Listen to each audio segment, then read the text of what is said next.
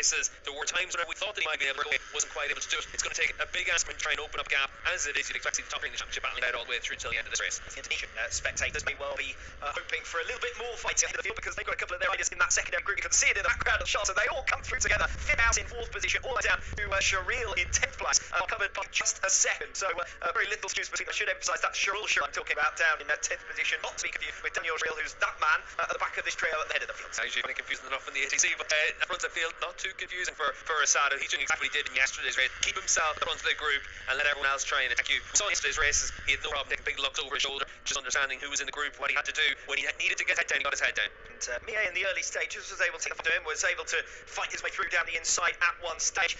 First incident of the race, we did say yesterday, was pretty compact, and it looks as though race 2 was going to follow that trend. First rider down in the gravel trap, and we can see exactly what happens. It's the number 25, that's Pertamina, who has gone down, just chasing. Looked like he was pushing as hard as he can. He's a relative newcomer. He's the that we were talking about earlier on, just 12 years of age. Finished that position in race 1 yesterday. He chased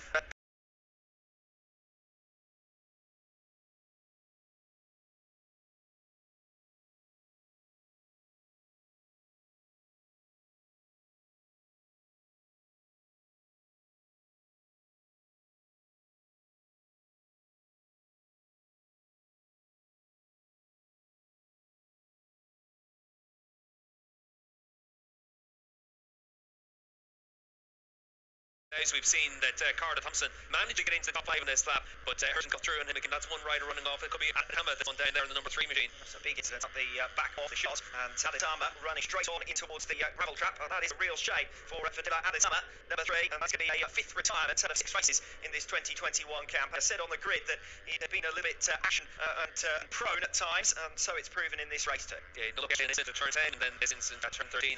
High-speed crash for him, but gets him back on his feet, and just trying to get that belly band cleaned out. We'll see if he tries to get into the race. We did see that riders that crashed in yesterday's race were still able to rebound and score some points. We'll see if he can do that. But like I said, Alex, he's at 4 retirements already this season, and then another crash in this race. Well, we didn't get 15 finishers yesterday. We had 7 riders retiring from a 21 rider grid, though all 14 that finished scored, and that you can see why he's collected another rider before going straight on. I think it would have been Andy that he collected there on number 11 machine, and just left with nowhere to go. A bit similar to what happened to him in yesterday's race as well.